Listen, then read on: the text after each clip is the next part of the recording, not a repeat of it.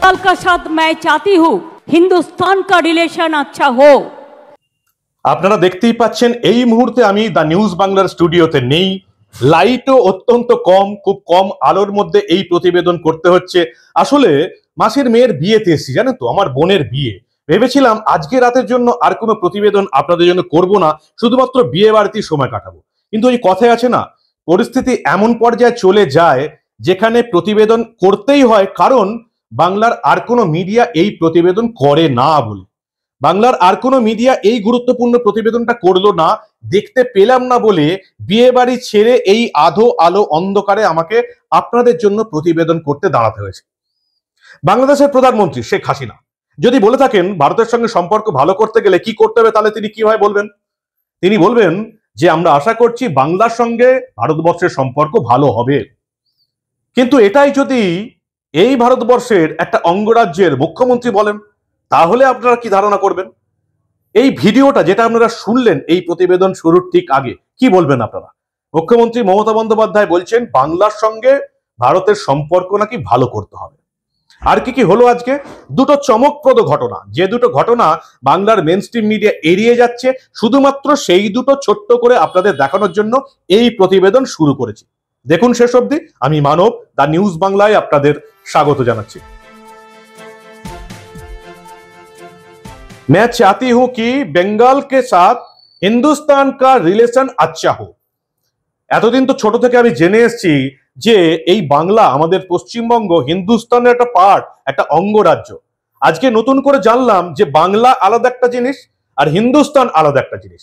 ঠিক প্রধানমন্ত্রী বাংলাদেশের শেখ হাসিনা যেমন বলেন যে বাংলার সঙ্গে হিন্দুস্তানের সম্পর্ক ভালো রাখার জন্য কাজ করব, বাংলার মুখ্যমন্ত্রী মমতা বন্দ্যোপাধ্যায় আজকে সবাইকে চমকে দিয়ে ঠিক এই কথাটাই বললেন। একেবারে শেখ হাসিনার বক্তব্য বাংলার মুখ্যমন্ত্রী মমতা বন্দ্যোপাধ্যায়ের মুখে। বললেন বাংলার সঙ্গে ভারতের সম্পর্ক ভালো করতে হবে।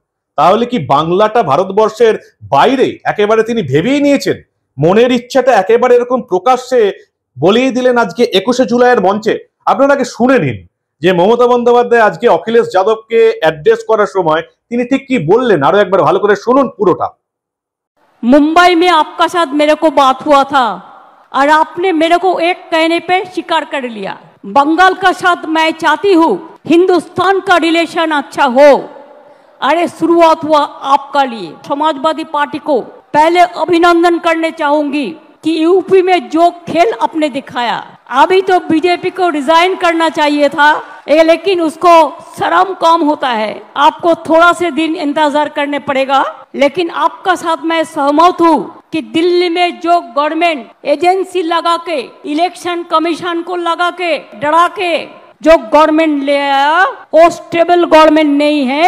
कोई भी दिन हो जा सकता है। जैसे कभी धूप आता है, बारिश होता है, उसका बाद ऐसे बहुत दिन हो गया। Enough is enough. কি বুঝলেন? ওই যে প্রথমেই বললাম, শেখ হাসিনা যেটা বলে থাকেন যে বাংলার সঙ্গে ভারতের সম্পর্ক ভালো করতে হবে, বিশ্বের একটা আলাদা দেশ যেটা বলে থাকে, যেতে প্রধানমন্ত্রী যেটা বলে থাকেন, বাংলার মুখ্যমন্ত্রী ঠিক সেটা বললেন যে বাংলার সঙ্গে ভারতের সম্পর্ক ভালো করতে হবে। তাহলে কি বাংলাটাকে উনি ভারত থেকে বার করে ফেলেছেন? কি বলবেন আপনারা? আরো একটা ছোট্ট সংযোজন অন্তত এই প্রতিবেদনের ক্ষেত্রে। একবার তিনি বলেছিলেন মহাভারত লিখেছিলেন কাজী নজরুল ইসলাম, সেই নিয়ে প্রচুর খিল্লি হয়েছিল। আজকে আমরা জানতে পারলাম আমরা যেটা এতদিন শুনে এসেছিলাম সেটাও ভুল। সারে জাহাঁ সে আচ্ছা, সেটাও নাকি কবি নজরুলই লিখেছিলেন। কি বললেন 21শে জুলাইয়ের মঞ্চ থেকে মমতা বন্দ্যোপাধ্যায়, সেটাও শুনে নিন আপনারা।